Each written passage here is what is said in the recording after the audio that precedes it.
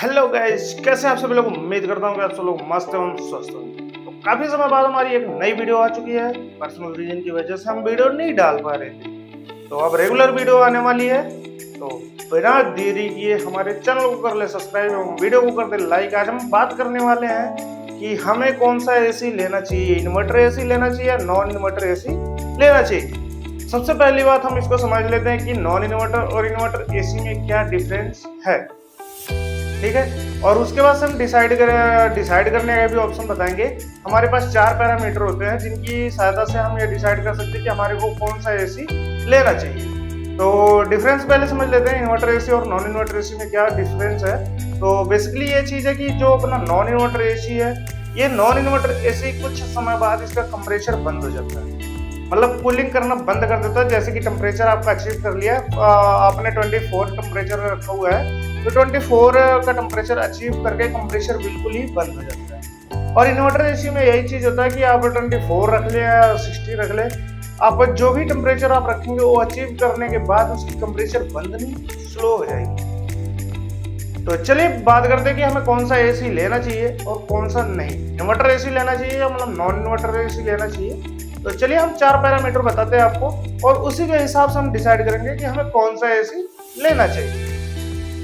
पहले पैरामीटर में आता है आपकी हीट, मतलब सूर्य की गर्मी सीधा आपके अगर कमरे में पड़ती है। अगर सूर्य की गर्मी सीधा आपके कमरे में पड़ रही है और अगर गर्मी काफी ज्यादा आपके कमरे में हो रही है, तो उस सिचुएशन में आपको लेना चाहिए इन्वर्टर एसी। इन्वर्टर एसी इसलिए लेना चाहिए क्योंकि आपका जो 4 से 5 घंटे तक जो रेगुलर है कंप्रेसर चलेगा, तभी जाके वहां पे कूलिंग का बैलेंस बनेगा, वहां अदरवाइज नहीं बनेगा।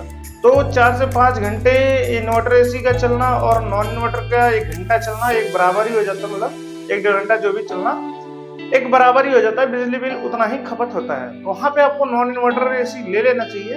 अगर आप प्रेफर कर सकते हैं तो नॉन इन्वर्टर एसी भी ले सकते हैं, इन्वर्टर एसी तो लगा सकते हैं उसमें। दूसरी ऑप्शन आती है मेंटेनेंस। मेंटेनेंस में आपको बता दें तो मेंटेनेंस में सबसे ज्यादा अगर किसी में मेंटेनेंस का बैलेंस लगता है तो लगता है इन्वर्टर एसी में। इन्वर्टर एसी में क्यों लगता है, क्योंकि उसकी थोड़ी सी कंपोनेंट अलग टाइप के होते हैं। दोनों साइड में पीसीबी होती है, आउटडोर यूनिट में भी और इंडोर यूनिट में भी पीसीबी होती है। और हर एक मैकेनिक इसको रिपेयर नहीं कर सकता, कुछ स्पेशलिस्ट लोग ही इसको कर सकते हैं जिनको पीसीबी के रिपेयरिंग के बारे में नॉलेज है। लेकिन अगर वहीं आप नॉन इन्वर्टर एसी लगवाते हैं तो उसको अगर 2 साल 3 साल फ्रेशर बंदा भी होगा ना, 2 साल 3 साल का काम किया हुआ, वो भी रिपेयर आसानी से कर लेगा और कंपोनेंट आराम से मार्केट में मिल जाएंगे। जबकि जो इन्वर्टर एसी है उसका कंपोनेंट मार्केट में मिलना इम्पॉसिबल सा हो जाता है, रिपेयर करके ही लगाई जाती है। बात करते हैं बेसिकली कि यूज आप कितने टाइम तक करते हैं। तीसरे पैरामीटर में आता है यूज करना। अगर आपके यूज कितना है कि मतलब डेली 3-4 घंटे का है और साल में 3-4 महीने है यूज करते हो आप, तो वहां पे आप नॉन इन्वर्टर एसी ले सकते हो।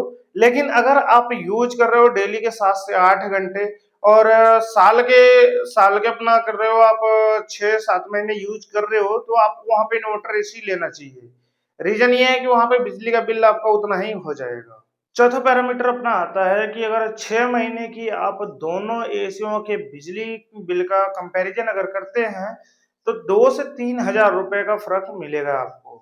अगर दोनों एसियों का आप कंपैरिजन करते हैं 6 मंथ का, तो 2 से 3 हजार का फर्क आपको मिलेगा। लेकिन कंपैरिजन अगर किया जाएगी परचेजिंग के टाइम पे, तो परचेजिंग के टाइम पे आपको inverter AC non inverter AC से 8 से 9 हजार रुपए महंगा मिलेगा। तो हमने सारी डिटेल आपको यहाँ पे बता दी। अब आप डिसाइड करके हमें बताएं कमेंट बॉक्स में कि आपको कौन सा एसी लेना चाहिए। फिर एक बारी थोड़ा सा मोटा समझा देते हैं। अगर गर्मी आपको लगातार पड़ रही है, रूम में डायरेक्ट आ रही है, आपका 5 से 6 घंटा चलने वाला है एसी, तो वहां पे आप प्रेफर कर सकते हैं इन्वर्टर एसी।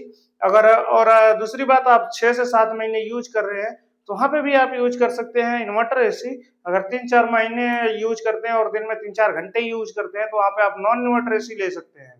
तो बाकी सारा कुछ आप लोग समझ चुके हैं, देख चुके हैं। आप इससे अकॉर्डिंग से आप समझ के हमारे को कमेंट बॉक्स में बताएं कि आप कौन सा एसी लेना प्रेफर करेंगे। तो चलिए हम मिलते हैं नेक्स्ट वीडियो में, तब तक के लिए हमारे चैनल को कर ले लाइक, चैनल को कर दे सब्सक्राइब, वीडियो को कर दे लाइक, एक प्यारा सा कमेंट बॉक्स कमेंट करके हमारे को विदा करें।